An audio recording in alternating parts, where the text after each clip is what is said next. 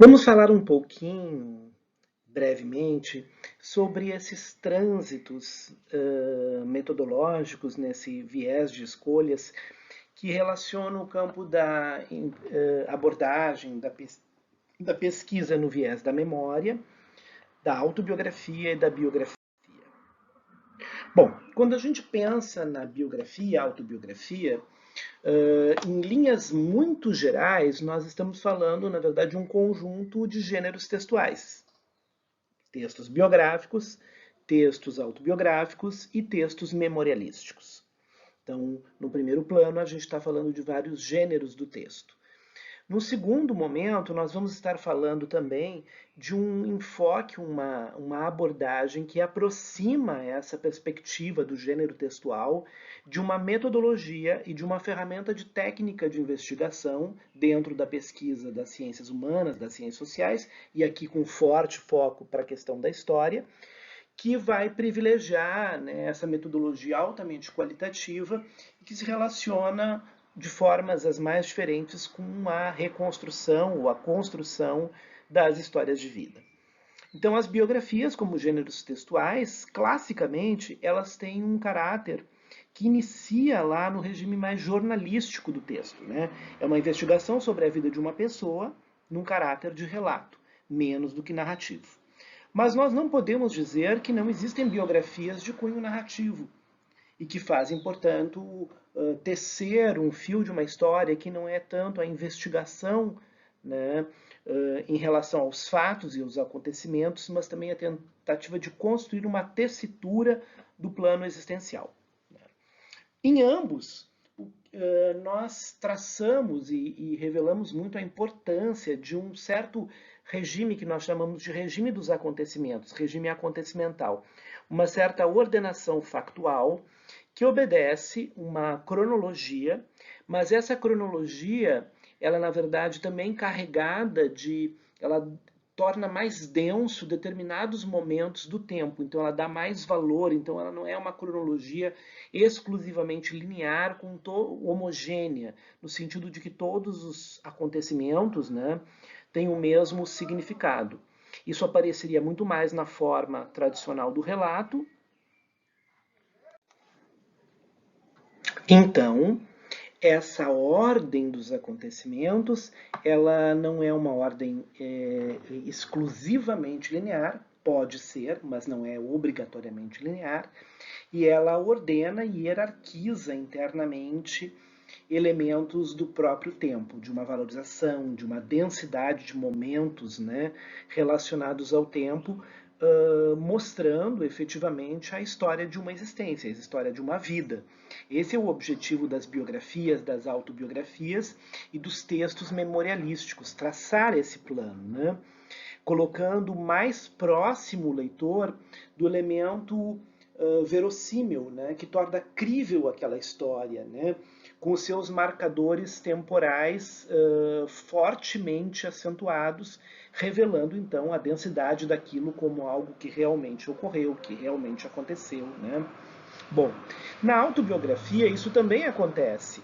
Isso pode acontecer de duas maneiras, através de um registro, que é uma tentativa da pessoa criar uma ordenação acontecimental com uma linha de sentido para a sua própria existência, ou através de um escritor fantasma, um ghostwriter, que é aquela pessoa que vai acompanhar a fala e tentar traduzir numa forma textual mais ou menos elaborada esse regime de fala que é absolutamente próprio do texto reflexivo autobiográfico, que sempre tenta então recuperar esse sentido da história de uma existência, da história de uma vida.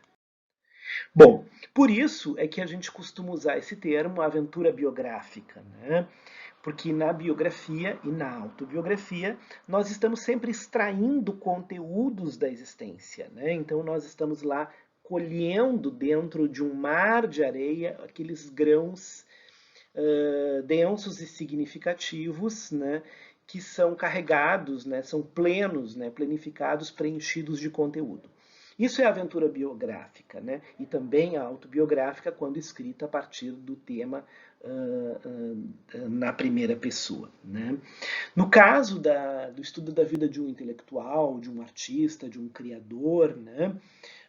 A relação mais forte que pode ser investigada aí é esse processo de interação entre a obra e a vida, né, na própria noção, né, de vida-obra, e também o modo como a gente decifra processos da vida através da arte, dos processos criativos, e vice-versa, como os processos criativos e a própria obra são maneiras de elaborar e decifrar o plano do vivido da existência pessoal singular, né?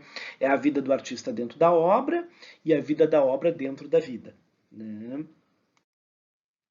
Nas autobiografias, né, a narrativa, o regime narrativo é o que predomina. Então, como nós vimos, né, há dois regimes vigorando na biografia. Um que é o do relato, que é o mais tradicional, mais convencional, mas também os regimes narrativos. Aqui a gente vai ver um predomínio das narrativas, né? Porque não faria muito sentido, daria uma sensação, talvez um mal-estar, ou uma ideia esquizoide, né? Um texto que transformasse em relato, mas escrito ao mesmo tempo na primeira pessoa, né? O fundamental aqui é revelar como essa carga subjetiva é altamente reflexiva e ela é constante em todo o processo de se fazer o uso da primeira pessoa. Então, um texto que vem a partir de uma ética do eu, né? Uma ética, né, desse indivíduo, né, enquanto também sujeito. Na memória, a gente tem um outro jogo, a perspectiva é um pouco diversa, né? Ele é predominantemente narrativo, mas nós observamos que as memórias elas são uma espécie de fluxo, né? E intervalos entre um jogo que se dá entre os fatos, os acontecimentos, né? Uma dimensão inventiva e o próprio poder da rememoração, o poder da lembrança, né? Então é como se a gente caminhasse numa linha muito tênue entre o regime dos acontecimentos e o regime das invenções, né? E eles fossem articulados e negociados numa zona, numa linha muito fina, que é a própria lembrança, né? Esse é o tratamento que se dá via rememoração para esse conjunto de acontecimentos existenciais e que são carregados de uma dimensão inventiva, porque aqui há uma radicalização do processo de seleção, como se a gente fizesse efetivamente um recorte dentro de uma vida. Então eu não quero traçar uma linha de sentido existencial, mas eu quero recortar, iluminar, né, fragmentariamente uma existência no jogo da memória. Então eu teria uma desordem das imagens aqui, né? Uma perspectiva um pouco mais caleidoscópica nesse sentido. E nesse plano, portanto, no regime memorialístico, eu tenho um material que, por isso, ele está numa zona que muitas vezes é quase que inclassificável e grande parte das vezes ele está colocado no plano do regime dos textos literários, ou com muito potencial para o desenvolvimento de um texto ficcional literário. Então, como é que nós vamos selecionar, né? Vimos então que tudo trata de modos diferentes de lidar com a história de uma vida. Mas o que é significativo na história de uma vida? O que pode ser alvo da nossa imaginação criadora, que ultrapassa a nossa existência individual e promove uma dimensão de empatia capaz de promover linhas de sentido nos processos existenciais alheios de outras vidas, né? E aqui então a gente pode pensar na forma das cenas, né? Na construção de flashes, de instantâneos, né? Como a gente pensa na vida moderna, né? Na ideia benjaminiana do narrador moderno, que é um narrador, né, que salta, né, através das lembranças, né? Essa narrativa, portanto, ela potencializa essa outra dimensão. Então, quando a primeira narrativa ela é muito mais vinculada a um regime literário, romanesco, aqui eu tenho uma espécie de romance moderno, um romance em flashes, uma vida em fragmentos, né? Uma vida que é o salto de planos do real para o delírio, né, do textual para o visual, né? Então a memória, aqui ela permite produzir uma configuração textual bastante diversa, que é também essa ideia de dimensão forte da evocação que esse regime textual é capaz de fazer. Isso tudo remete a vários tipos de técnicas. Como eu falei, se estamos pensando que isso são métodos para pesquisa historiográfica contemporânea, mas também são regimes textuais, são gêneros de textos, né? Então, em todas elas, nós podemos observar como há uma forte marca, né, de como construímos modelos de abordagem para os projetos da existência.